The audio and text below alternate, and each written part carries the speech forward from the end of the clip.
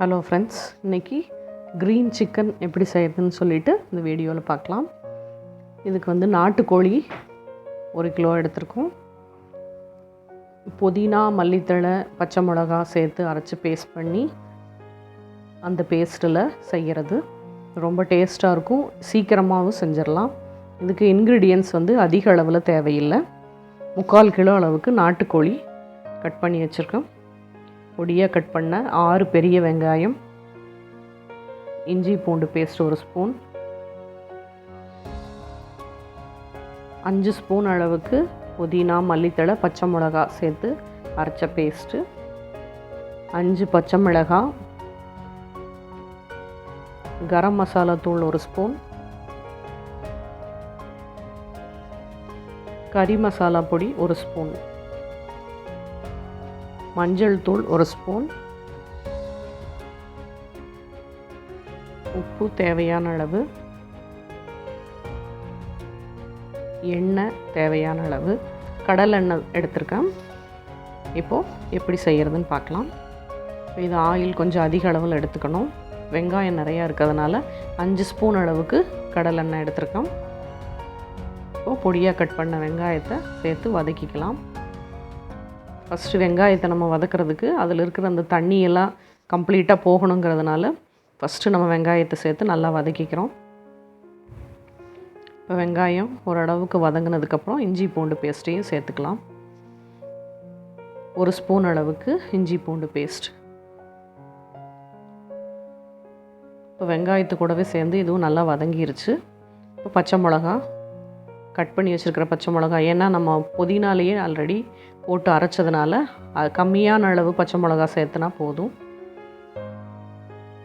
இப்போது புதினா, மல்லித்தழை, பச்சை மிளகா சேர்த்து அரைச்ச பேஸ்ட்டையும் எடுத்துக்கிறோம்.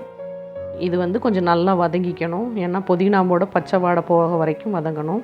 இல்லைனா உங்களுக்கு அந்த சிக்கன்லேயும் புதினா வாடை அதிகமாக வரும்.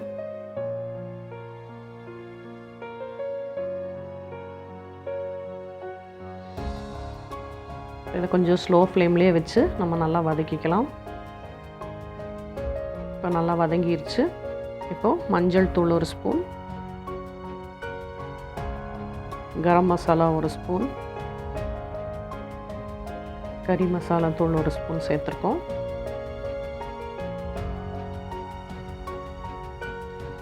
இப்போ இதையும் சேர்த்து நல்லா வதக்கிக்கலாம்.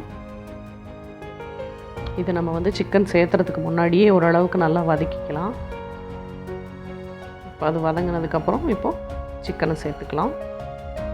நாட்டுக்கோழிங்கிறதுனால உங்களுக்கு சீக்கிரமாக வெந்துடும். அதனால தான் ஆல்ரெடி அந்த பேஸ்ட்டை வந்து நல்லா நம்ம வதக்கிக்கிறோம். இப்போ சிக்கன் சேர்த்து நல்லா மிக்ஸ் பண்ணிவிட்டு உப்பு சேர்த்துக்கோங்க.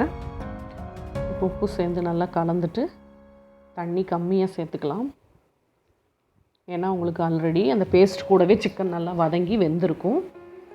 இப்போ தண்ணி சேர்த்துட்டு ஒரு 10 மினிட்ஸ் அளவுக்கு க்ளோஸ் பண்ணி வச்சுருவோம்.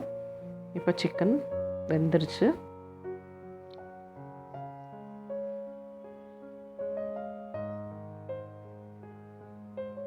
இப்போ மறுபடியும் ஒரு 2 நிமிஷம் க்ளோஸ் பண்ணி வச்சுட்டு ஆஃப் பண்ணிடலாம்.